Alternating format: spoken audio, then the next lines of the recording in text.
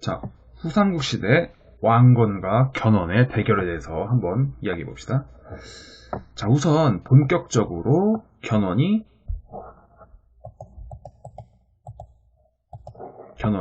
자, 지금의 합천인 어디?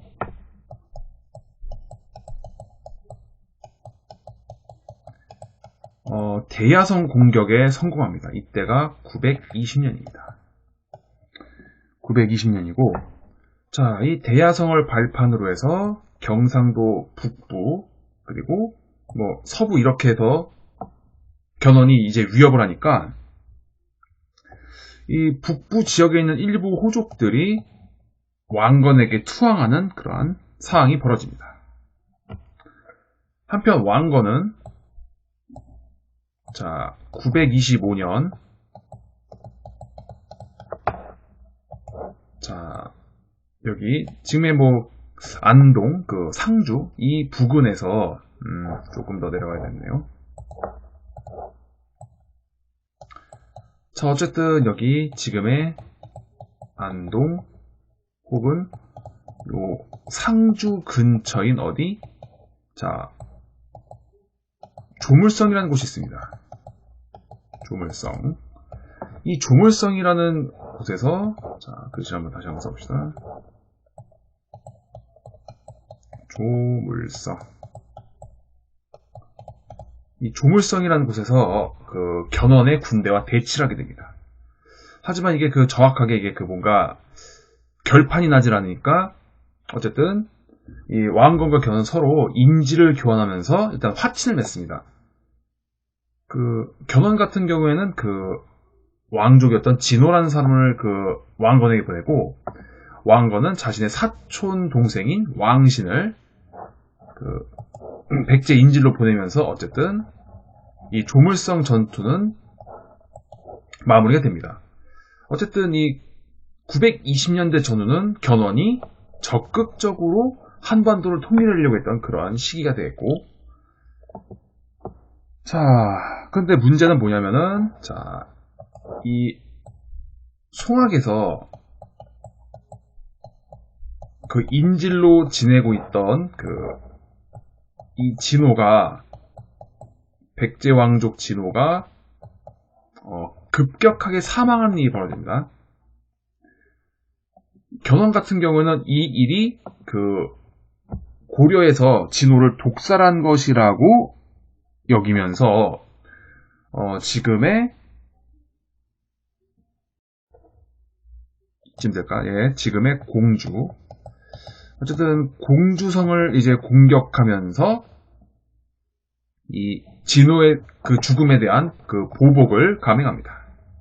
자, 한편 그 이때 당시 신라의 왕은 누구였냐면은 자, 경주가 대략 이쯤에 있을 거고요. 자, 당시 물론 이때는 서라벌이라 불렀습니다. 경주는 나중에 그 경순왕이 항복을 하면서 왕건이 새로 부른 이름이 되겠고, 이 경주에서는 당시 자, 그 신라의 왕은 누구는 경혜왕이었습니다.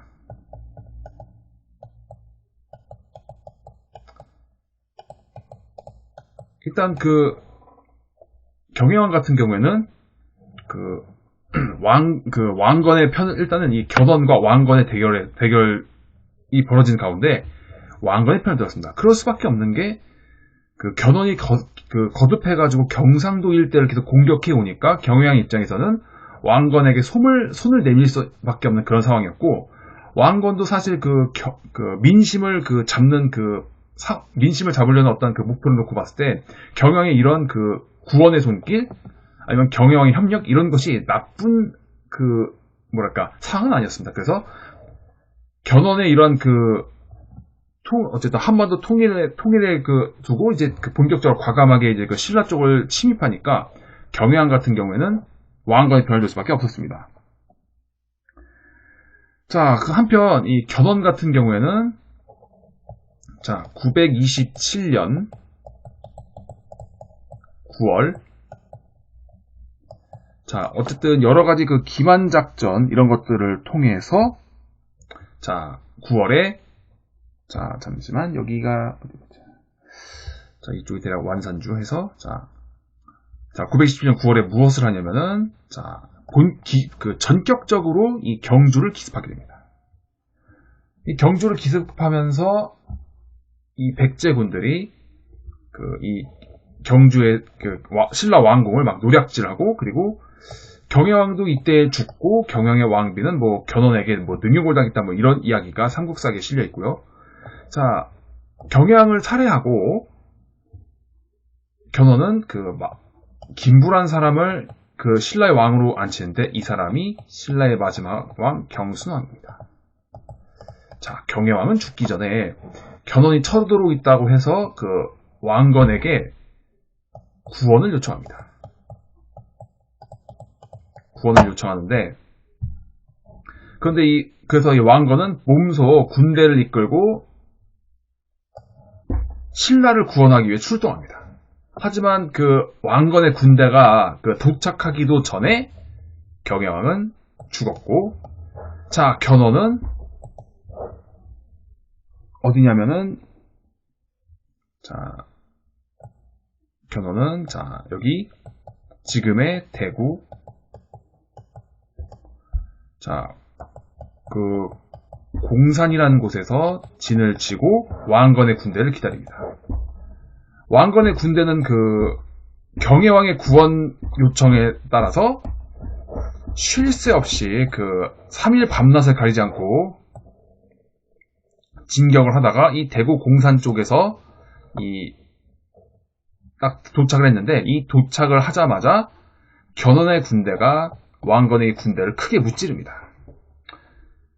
엄청난 패배였고, 이 왕건 휘할장수의 장군 심순겸이 왕건의 갑옷을 입고 백제군을 유인한 뒤 그 틈을 노려서 왕건이 탈출했어야 할 만큼 굉장히 큰 패배였습니다.